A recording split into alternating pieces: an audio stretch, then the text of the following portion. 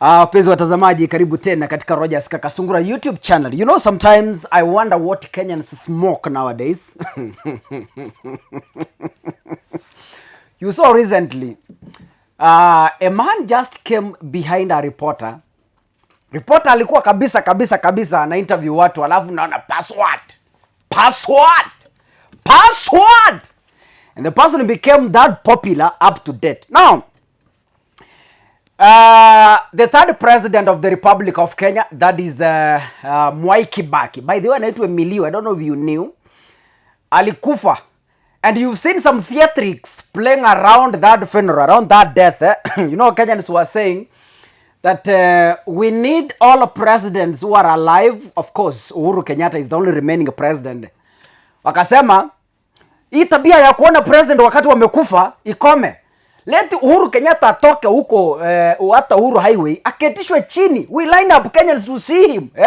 Unamuona tu akiwa hai anakusalute. Namna gani? Jaden, you just greet him. This idea kwamba mtu anakufa alafu mnaenda State House kumuona akiwa amelala amejikucha. It should end. That's what Kenyans suggested. I don't know if their grievances will be taken. Now, I was watching a clip. A young man from, I think it's from Bungoma or where. Huyo jamaa ndio ako na kipara, but then he comes to parliament and is causing a lot of drama. He's saying, he was telling the police to allow him at least view Mwai Kibaki. And they were asking him, young man, who are you? And he told him, hapana, mimi ni mjukuu ya Kibaki. And I was like, guy, where? So Kenya is just a mental hospital that needs some rehabilitation, you know? You know, this man came just from nowhere. We've never heard of him. He just came.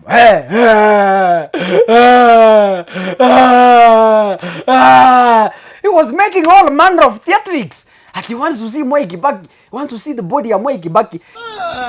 Why God? He went so soon.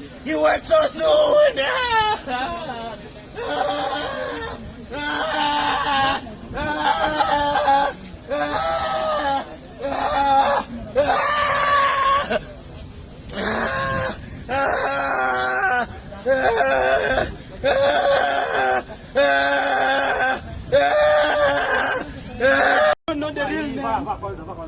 People used to see me to call me Kibaki, Mchukua Kibaki, and I've been living with that mentality, knowing that I'm the distant grandchild of Kibaki. Now that they have refused to see me, to see the body, please give me a chance. I need a chance, please. I don't know the real name. People used to see me. Look at me. Today, there was a funeral ceremony at Nyayo Stadium.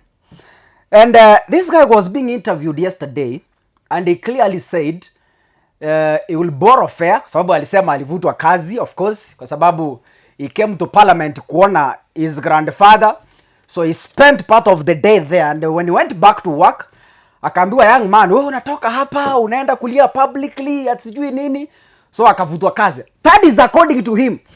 And, you know, sasa leo, mazishi ilikuwa pale. Akakuwa interviewed, akasema, yes, I am going to Nyayo Stadium and I will borrow fare niende, yes, but nitafika pale, I just want to see my grandfather. Haya.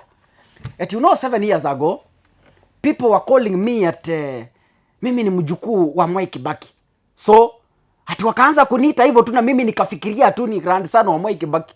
You know, there are people, unajua watu fanana. People resemble. You know, you can meet, you saw another one resembling a President Uhuru Kenyatta.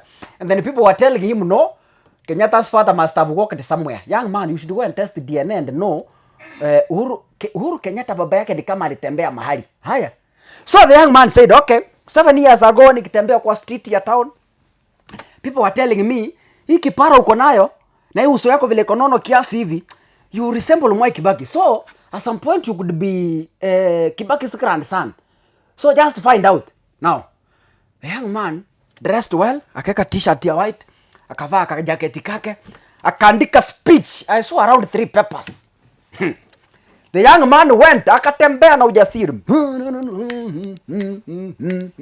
And I wonder, unajua siku yako ikifika kuwa popular, I saw today when Raila was going to view about the State House. Aliingia vizuri na ile, kuna kakitu Raila anapebanga ile mkia. Sijui ni mkia ya mbuzi ama ni mkia ya kondoo. Anabebanga konayo. So Raila akakuja, anatembea. Ndio hiyo, anatembea. Akaingia ndani. And Uhuru had a bodyguard. So Uhuru wakati Raila alipita, bodyguard akipita, akashikwa. Toka kijana. Akavurutwa. So I was wondering how this young man, a civilian, in a funeral attended by heads of state, because kulikuwa na namuita Salva Kiir, kulikuwa na Ramaphosa wa South Africa, na kulikuwa mwingine wa Ethiopia, heads of state, a state funeral huku mbele. So jamaa amekuja, ndio is a stranger, nobody knows him, he comes all the way and access all entries from all the way from the gate, because I know even journalists who attended that funeral were given accreditation. So you have to produce a card that says you are a journalist and you have been sent by your media house to attend the funeral.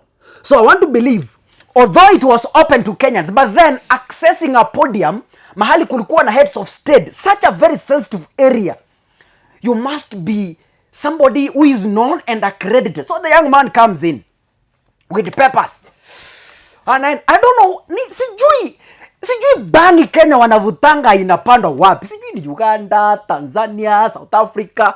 I'm yet to find out. By the way, recently, it was a month ago, Muthuto said, bangi ya Kisii inakuanga too dangerous. Those are not my words. It's on record.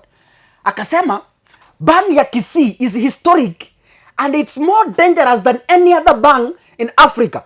So I think that young must have come to Kisii a few days ago and taken some marijuana. Akavuta kidogo. So it was like, akaenda. So akafika pale and so like, anaenda pa kwa bisha unamwambia, just 2 minutes, relax. Na jamaa kuna speech kwa mkono. Just 2 minutes. So I wonder like, hiyo ujasiri yote jamaa alitoa wapi? Okay, leave about ujasiri peke yake. The security forces walikuwa wapi when such a person gets access to the podium?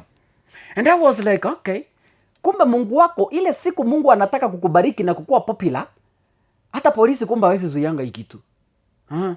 Najua Biblia inasema, kuna mwimbaji alimba akisema atakubariki. Sauti ya kuimba sina, but let me try kama itapatikana kwa keyboard. Akisema atakubariki, hakuna atakayezuia, kwani yeye ndiye Mungu mwenye. So I think this guy, time yake ya kubarikiwa ndio hii. You know, he's a hustler. You know, Kenyans can do anything to become popular. Now from today, kesho utamuona Citizen TV, kesho kuta utamuona NTV, utamuona KTN, utamuona online just like a password. Na Kenya nasema ni ile, sina kazi serikali saidia. Akiwa Kenya. Sometimes zinakaa paka na waneanga huruma. Wenye aliwazaa, alikufa kitambo na hii ya mwezi saidika. Ile bangi mnavuta wa Kenya, I fail to understand. You know, someone said, Kenya at one time, you know, we need to summon our grandfathers and ancestors. Tuite Jaramogi Oginga Odinga, tuite akina Oneko, tuite akina Tom Mboya, tuite akina Kenyatta. We call them and we summon them. Please, can you tell us how Kenya was formed? Najua tunaweza fikiria we have a country, kumbe ni mental rehab. Yeah, you might think we are in Kenya, but then it was a mental hospital. Wazungu wakasema, nyinyi ukaeni hapo na mental hiyo yenu kwa sababu mmekuwa kichwa ngumu. Because what I see Kenyans do is really something I'm yet to find a research. I'll sit down and do some research. If this is the kind of Kenya we want to live, then I don't know. Kenya whereby, you know, mnachukua masks mnaweka chini tu, kesho yake mnachukua vibuyu. Mafuta hakuna Kenya, you know.